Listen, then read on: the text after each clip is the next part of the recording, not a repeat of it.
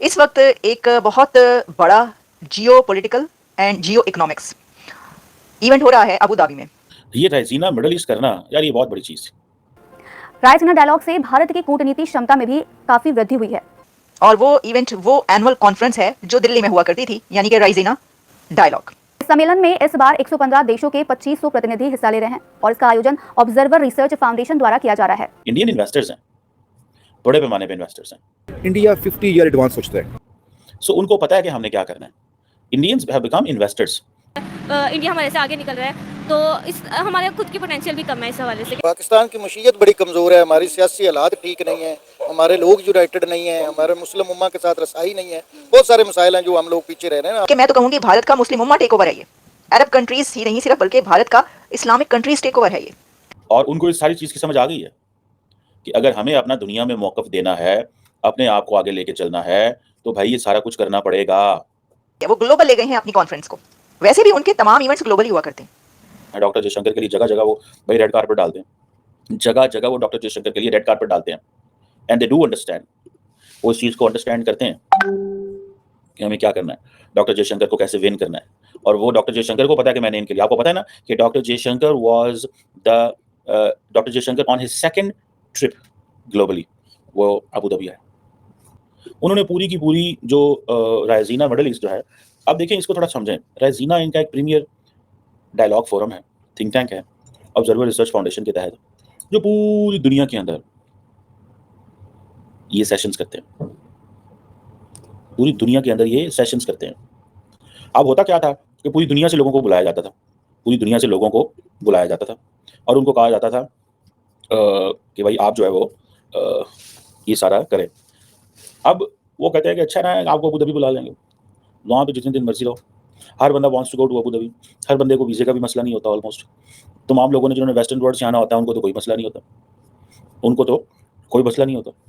वो जब मर्जी पहुँच जाते हैं, वो जब मर्जी पहुँच जाते हैं जनाब, 1 मिनट में पहुँच जाते हैं।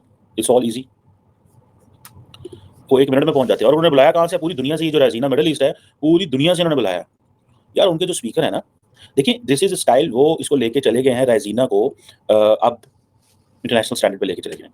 वो जैसे डेवोस है ना, ये डेवोस स्टाइल चीज़ है, ठीक है जी। आप देखें अगर वहाँ पे अबू धाबी के अंदर one of the speakers is Tunisia के foreign minister, one of the speakers is, आप चले जाए जी ईरान की जो मिनिस्ट्री ऑफ फॉरेन अफेयर्स जो है वहाँ से वो ले लिया जी।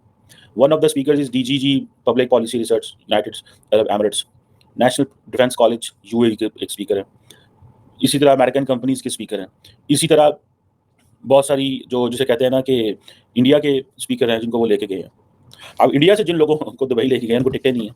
लेट्स से 100 बंदा है जो ये चीज़ें मैनेज कर रहे हैं, 100 बंदा ये चीज़ें मैनेज कर रहा है। अब for example Munich security conference है, उसके लोगों को बुलाया गया। म्यूनिक सिक्योरिटी कॉन्फ्रेंस जो है उसके लोगों को बुलाया गया। ये चीज़ है जिसको मैं समझता हूँ, ये चीज़ है जिसको मैं समझता हूँ, विच इज़ चाइना से लोगों को बुलाया इन्होंने, ठीक है जी। फ्रांस के थिंक टैंक के लोगों को बुलाया हुआ है, तुर्की से लोगों को बुलाया हुआ है, साउथ कोरिया से बुलाया हुआ है, प्रोफेसर्स को हर जगह से बुलाया हुआ है, सिंगापुर से। उन्होंने जो रायसीना मिडल ईस्ट है, अफ्रीका से, घाना से, बहरीन से, इजराइल से, भाई उनके लिए तो किसी को बुलाना कोई मुश्किल नहीं है ना। उन्होंने सारी के सारे लोगों को कहा आज मिडल ईस्ट आने भैया, वहाँ मुलाकात होगी आपसे।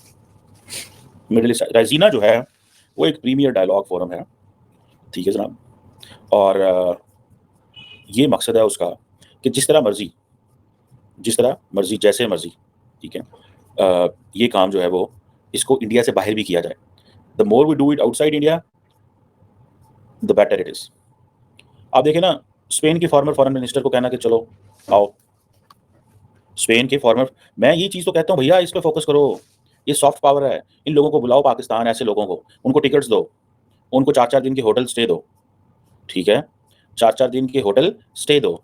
ये खुद ही जिधर भी जाएंगे आपके मुल्क के एम्बेसडर बन जाएंगे। हमारे लोगों को ये होता है कि जी सबसे पहले जो है ना हम खुद बाहर चले जाएं, खुद बाहर चले जाएं।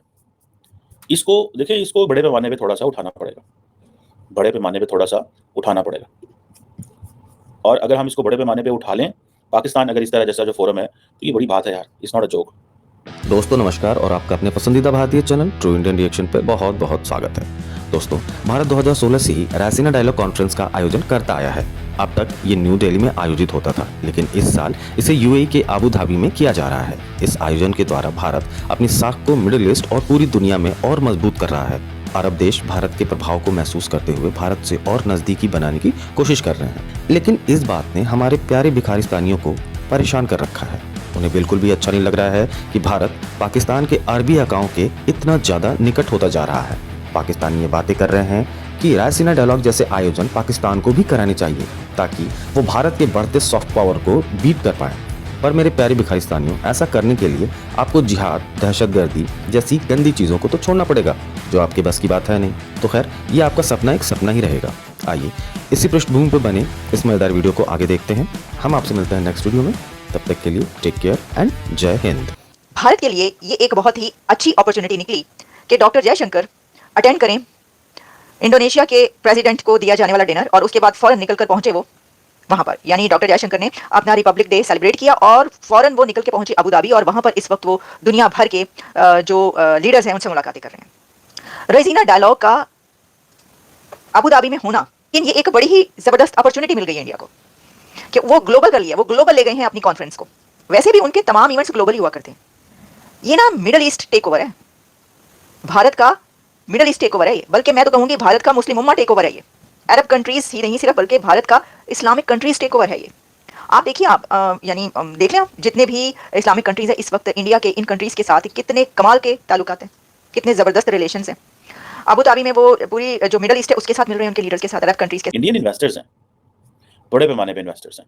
सबको अपनी अपनी पड़ गई है। वो ये चेक्स का क्या करना है जो 10,000 की 25 खराब हो गई, इसका क्या करना है? ये देखो, अभी बंदे को ये देखो 5, 6, 7, 8,000 रुपया देके भेजा भाईजान, उसने पैसे वापस दे दिया, कहता बहुत महंगी होगी, 10,000 महंगी हो गई है, महंगी होगी भाई। मैं कहता हूँ चर्च मिले ही ना, कोई भी नशा, कोई भी ऐसी चीज मिले ही ना। नहीं, चेक्स नशा नहीं है। अच्छा, ये तो एंजॉय है। चैनल सब्सक्राइब करें और मेरे हर अपडेट आपको मिले, इसके लिए बेल आइकन जरूर दबाइएगा। आप सभी को मेरी ढेर सारी शुभकामनाएं।